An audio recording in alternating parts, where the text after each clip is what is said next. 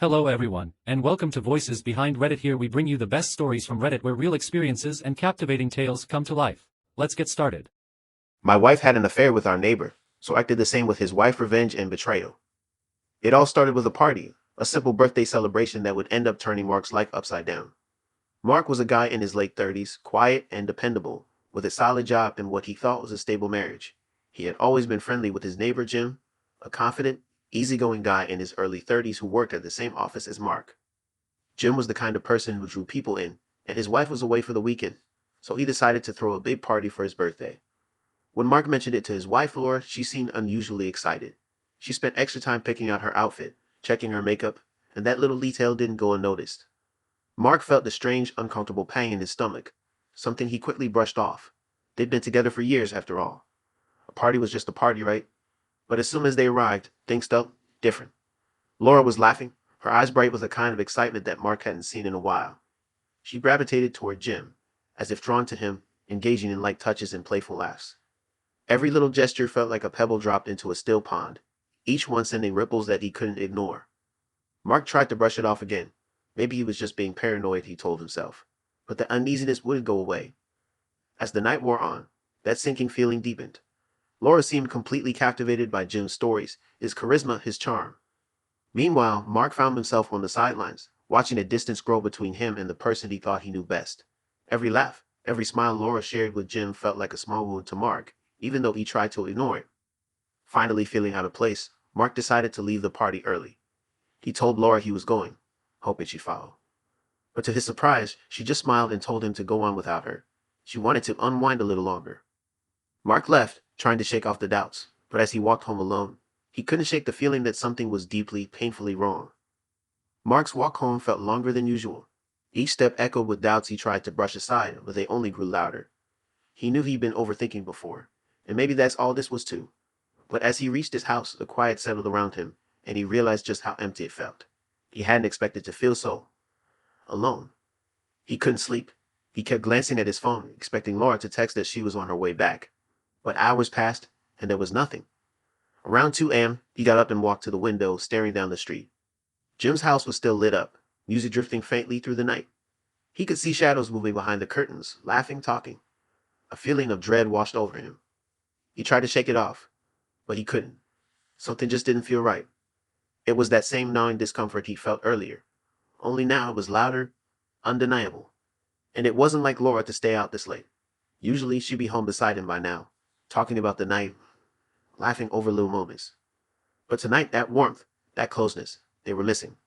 Finally, in the early hours of the morning, he heard the door. Laura slipped inside quietly, her footsteps light. Mark lay still, eyes closed, pretending to sleep. She didn't say a word, didn't even glance his way. She just went to bed silently as if nothing had happened. But for Mark, everything had changed. Over the next few days, Mark felt himself drift in and out of these uncomfortable thoughts. At work, he'd find himself distracted, and at home, he couldn't shake the silence between him and Laura.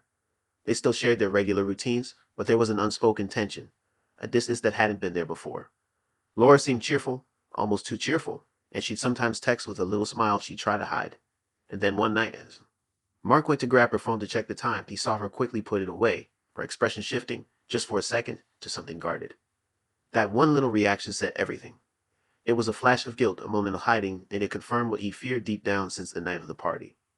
Mark spent the next few days in quiet disbelief, feeling like he was sleepwalking through life. He watched Laura more closely, noticing things he'd never picked up on before. Little details that once seemed meaningless now felt like puzzle pieces that were falling into place. She'd be on her phone a lot more, smile at random times, or mention a friend from work who'd shared a funny story. Stories he hadn't heard before. Every bit of it chipped away at Mark, leaving him feeling like a stranger in his own life. He wasn't ready to confront her. Not yet. He needed more. He needed to be sure. So he began looking for any kind of sign, any message, any hint that would confirm his suspicions. One evening, while Laura was in the shower, Mark picked up her phone, his heart pounding, hands almost shaking. He knew he'd crossed the line, but he had to know. And there, among her messages, he found what he was looking for. Messages from Jim. Words that felt like a punch to his gut, confirming every suspicion he tried to ignore. They weren't overly explicit, but the tone, the closeness, the shared memories from that night, there was no mistaking what they meant. Mark felt his chest tighten, a mix of anger, hurt, and disbelief. It was real. This wasn't his imagination running wild. His wife, the person he thought he knew better than anyone, was involved with Jim, their friend, his neighbor, his colleague. That night, Mark lay awake, his mind racing. He felt the ground shift beneath him, his world breaking apart one piece at a time. He didn't know what he would do or how he would confront this, but he knew that things would never go back to the way they were. The trust, the security, the love he'd once taken for granted, it was all slipping away, leaving him with a sense of betrayal so deep, he wondered if he'd ever recover. That night, Mark felt like he was living in someone else's life, like this wasn't happening to him. He'd gone over the messages again and again, each word cutting deeper than the last. It felt like he was drowning in thoughts he couldn't silence. Questions raced through his mind. How long had this been going on? Did she ever really love me? But he knew he wouldn't find the answers alone, staring at the ceiling in the dark. He needed to see things for himself. The next night, Laura said she was meeting some friends for dinner. She seemed so casual, so at ease, that it almost felt normal until she left, and Mark was left alone in the silence again, with nothing but his own thoughts. This time, he decided he couldn't just sit there. He needed to know if his worst fears were true. Mark waited a little while, letting time pass. Then he put on his coat and left the house, heart pounding as he walked down the familiar street toward Jim's place. It felt surreal, like something out of a nightmare, but he kept going step by step, determined to find the truth, no matter how much it hurt. As he approached Jim's house, he cut to the shadows, feeling a mix of shame and anger. He knew this wasn't who he was. He'd never pictured himself sneaking around, hiding in the dark to catch a glimpse of his wife. But at that moment, he didn't care. He had to know. When he got close enough, he saw that Jim's house was dimly lit, just a few lights on inside. He moved to the side window and peered in, bracing himself. And there, just beyond the glass, was the truth he'd been running from. He saw Laura and Jim sitting together on the couch, close enough that there was no mistaking the intimacy between them. They were laughing, sharing quiet, tender moments. Laura's hand rested on Jim's arm in a way that felt both familiar and foreign, like she was a different person with him, someone Mark didn't know. Watching them together felt like a knife twisting in his heart. It was the proof he didn't want, but couldn't deny. There was no room left for doubt. This wasn't just a passing mistake or a misunderstanding. This was real. Mark felt his chest tighten, his fists clenching as he turned away, overwhelmed by a wave of hurt and anger that left him gasping for air. He stumbled back to his house, feeling numb. Every memory he shared with Laura now felt tainted, like a beautiful painting ruined by a single dark stroke. He tried to make sense of it, to find some explanation, but there was nothing, just an aching emptiness where trust used to be. Over the next few days, Mark drifted through life like a ghost barely there. He went to work, he came home, he ate dinner, he went to bed. But it all felt meaningless, as if he were simply going through the motions. And every time he looked at Laura, every time she laughed, every time she spoke to him like nothing was wrong, he felt another piece of himself break. He wanted to confront her right away, to shout, to demand answers. But he held back. He knew that once he opened that door, there'd be no going back. So he waited, silently gathering evidence, noticing every little detail that confirmed his fears. Her texts, her late nights, the way she'd sometimes slip up and mention something only Jim would know. It was like a cruel game, one that only he seemed to be playing. Finally, Mark decided he couldn't keep this inside any longer. The pain, the betrayal, it was too much to bear alone. He needed to confront them, to bring it out in the open, to find some kind of release, even if it meant tearing his world apart. And he knew exactly when and where he'd do it. The annual neighborhood barbecue was just around the corner. It was an event everyone looked forward to, a chance to catch up with friends and neighbors. Mark knew that Jim and Laura would both be there, laughing, mingling, pretending everything was fine. The thought of them putting on that act in front of everyone made his blood boil. So he made up his mind. He would confront them at the barbecue, in front of everyone. He didn't care about the embarrassment, the gossip that would follow. He wanted the truth to come out, loud and clear. He wanted them to feel even a fraction of the pain they caused him. On the day of the barbecue, Mark felt a mix of dread and determination. He knew he couldn't turn back now. As he watched Laura get ready, smiling, chatting about the day, he felt a surge of anger that made him clench his jaw. She had no idea what was coming, and that thought gave him a strange, bittersweet satisfaction. As they arrived at the barbecue, Mark kept his distance, watching Laura and Jim from afar. He saw the way they exchanged glances, the way they shared little moments they thought no one would notice. And as he stood there, surrounded by friends and neighbors, he felt the full weight of their betrayal pressing down on him. Finally, when he couldn't take it anymore, he stepped forward, his voice steady but filled with emotion. He called them out, saying the words he'd held back for so long. The crowd went silent, eyes turning toward them, shock and disbelief etched on every face. Laura's face drained of color, her mouth opening and closing as she struggled to find words. Jim looked away, unable to meet Mark's gaze. The weight of the truth hung heavy in the air. undeniable, unspoken. And in that moment, Mark felt a strange sense of relief, like he'd finally broken free from the prison of secrets he'd been trapped in. He walked away, leaving them to face the stunned crowd, the silence echoing around them. He didn't look back.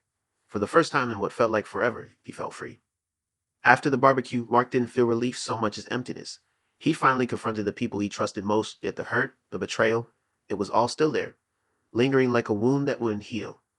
Laura tried to approach him a few times after that day, her voice filled with apologies and explanations that Mark couldn't even begin to process. She insisted it had just happened, that she hadn't meant for any of it. But to Mark, those words felt hollow, like they could never touch the damage that had already been done. Laura spent the next few days begging for his forgiveness, promising that she would end things with Jim, that they could rebuild. She cried, she pleaded, but all Mark felt was numb. He'd heard the words, seen her remorse, but there was a part of him that couldn't forget, couldn't forgive. Every time he looked at her, the memories of that night at the party, of seeing them together, flashed in his mind, each one as painful as the last. He thought about all the years they'd spent together, all the dreams they'd shared. And now he was faced with the choice to either rebuild on the ruins of that trust or to walk away. But how do you rebuild when every foundation feels cracked? He didn't know if he had the strength to look past the betrayal and find love again. As the days passed, Mark started noticing little things. Laura's efforts to bridge the distance between them, her attempts to go back to normal. She'd suggest they watch a movie together, cook his favorite meals, or go for walks like they used to. But each time he felt the weight of what she'd done, and that heaviness kept pushing them further apart. Finally, one evening, Mark decided he needed to know the whole truth. He sat down with Laura, looking her straight in the eyes, and asked her to tell him everything. No more excuses, no more half-truths. He wanted the full story, no matter how painful. Laura hesitated, her eyes filling with tears, but she told him. She explained how it had started as harmless conversations, small talk that gradually turned into something more. She admitted that she felt a spark with Jim, something that had drawn her in and made her feel alive in a way she hadn't in years. Mark listened, each word hitting him like a blow. She told him about the nights she spent with Jim, the secrecy, the thrill, and the guilt that had slowly eaten away at her. Mark sat there silent as the truth poured out. He felt a mix of anger, sadness, and a strange sense of relief. Finally, he understood the full picture, even if it was a picture he'd never wanted to see. In the days that followed, Mark went through even more, spending hours alone, trying to figure out what to do next. He knew that staying in the same house, pretending everything was okay, wasn't sustainable. The betrayal was too fresh, too painful. It was like living with a constant reminder of everything he'd lost. And with each passing day, he realized that he didn't just need time away from Laura. He needed a fresh start, far from the memories that haunted him. So one night while Laura was out, Mark began packing. He didn't tell her where he was going, or would he be back. He just needed to be somewhere he could think, breathe, and find some way to move on. When Laura came home and saw the packed bags, her face crumpled.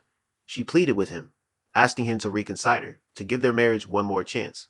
But Mark had made up his mind. This was something he had to do, not just for himself, but for his own peace of mind. As he drove away that night, Mark felt a mixture of sadness and relief. He was leaving behind everything he built, every memory he cherished, but he was also leaving behind the pain, the betrayal, the constant reminder of what he lost. He didn't know what the future held, but he knew one thing for sure. He'd never find healing if he stayed trapped in the past. In the weeks that followed, Mark found himself in a new city surrounded by strangers and new opportunities. It was hard, he often felt lonely, adrift in a place where no one knew his story. But slowly, day by day, he started to rebuild. He found a new job, made new friends, and little by little began to reclaim pieces of himself that he thought he lost. Healing wasn't easy, and there were days when he felt like he never fully escaped the shadows of his past. But with each passing week, he found a little more peace, a little more strength. He learned to trust himself again, to believe that he could move forward, even with the scars that betrayal had left. Eventually, Mark found himself looking back on his marriage not with bitterness, but with acceptance. He realized that sometimes the people we trust the most can hurt us in ways we never thought possible, but he also learned that we have the power to choose how we respond, to let that hurt define us, or to find a way to grow stronger from it. Mark's journey wasn't just about overcoming betrayal. It was about rediscovering who he was, independent of the pain, the heartbreak, the memories. And as he moved forward, he found hope in the idea that one day he might be able to open his heart again. Not with the same innocence as before, but with a new understanding of himself, and of the strength he found in his darkest moments. The neighborhood barbecue was exactly as it always was, lively, full of laughter, people catching up. For most, it was just another summer gathering, but for Mark, it was the setting for something he'd been holding in for far too long. He arrived with Laura, walking side by side but feeling miles apart. As they greeted neighbors and made small talk, Mark felt the slow burn in his chest, knowing that he was only moments away from finally bringing everything out into the open. He watched as Laura drifted over to Jim, the two of them slipping into the easy rhythm that had once seemed harmless. Now, though, Mark saw it for what it was, a betrayal hidden in plain sight. They laughed together, exchanging little glances, shared smiles that made Mark feel invisible. And as he stood there, watching them, something in him snapped. He couldn't stand another moment of pretending, of hiding the truth. So he walked over, his heart pounding, his hands clenched by his sides. His voice was calm, almost too calm. As he spoke, each word heavy with the weight of everything he'd held back. "Laura, Jim," he said, his voice steady but full of meaning. "I think it's time we talked." They both froze, their smiles fading as they turned to look at him. Mark could see the fear in Laura's eyes, the guilt she tried to mask with a forced smile. Jim looked away, his expression turning unreadable, but Mark could sense his discomfort, his awareness that the facade was crumbling. "Is there something you two want to tell everyone?" Mark continued, his voice loud enough that the people around them turned to listen. The chatter around them died down, replaced by a tense silence. Mark knew that the attention was now on them, on the three of them standing in this painful triangle of broken trust. Laura stammered, her face pale as she tried to find the words. "Mark, please. Not here." But Mark didn't back down. "Here, Laura. Here, in front of everyone, where there's nowhere to hide." Jim tried to cut in, attempting to smooth things over. "Mark, maybe we should talk about this later." But Mark wasn't interested in later. "Why? So you can keep lying to me? So you can keep pretending that this is just some harmless friendship?" He looked between them, his voice thick with anger and pain. "I know about the affair. I know everything." The crowd around them gasped, eyes widening as the reality of the situation sunk in. Laura's face went pale, her hands trembling as she reached out, as if to comfort him. "Mark, I never wanted to hurt you." Mark stepped back, her touch feeling like a burn on his skin. "You did hurt me, Laura. You both did." He looked at Jim, who stood there, awkward, embarrassed, trying to avoid eye contact with the people around him. Mark felt a wave of anger surge through him, but he held it back, knowing that nothing he said could change what had already happened. He turned to the neighbors, people who had known him and Laura for years. "I'm sorry you all had to find out like this, but I couldn't keep pretending. Not when the people I trusted most chose to betray me."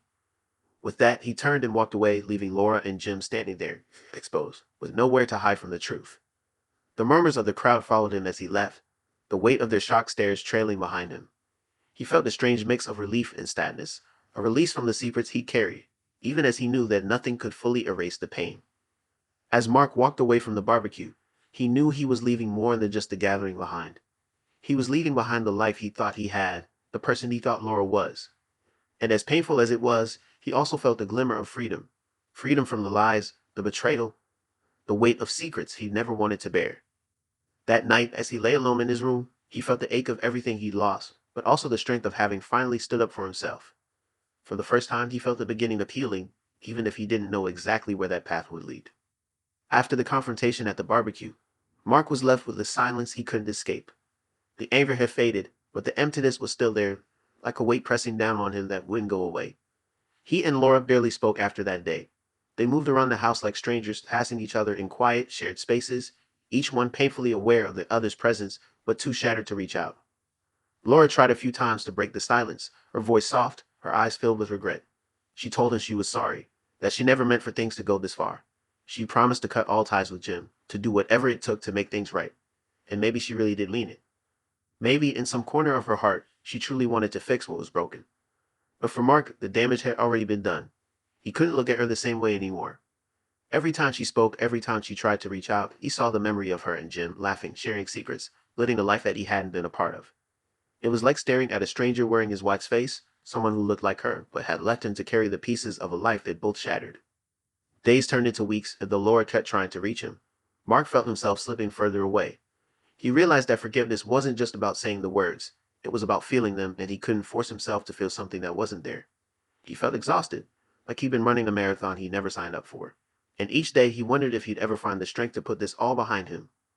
One evening, Hart came to a quiet decision. He knew he couldn't live like this anymore, pretending things could ever go back to the way they were. So he sat down with Laura and told her what he'd been thinking, that he couldn't keep trying to rebuild on ground that had already crumbled. The words felt heavy, final, but also freeing. Laura was heartbroken, tears in her eyes as she pleaded with him, but he stayed firm. That night, he packed his things, leaving behind the home they'd built together. As he drove away, he felt the pain of letting go, but also the small, hopeful spark of starting fresh. For the first time in weeks, he felt like he could finally breathe again. In the weeks after leaving, Mark found himself in a new city, far from the life he'd known. Everything felt different. The streets, the people, even the air. He felt lost at first, like he was floating without an anchor. But there was a strange comfort in that, a sense of possibility he hadn't felt in a long time.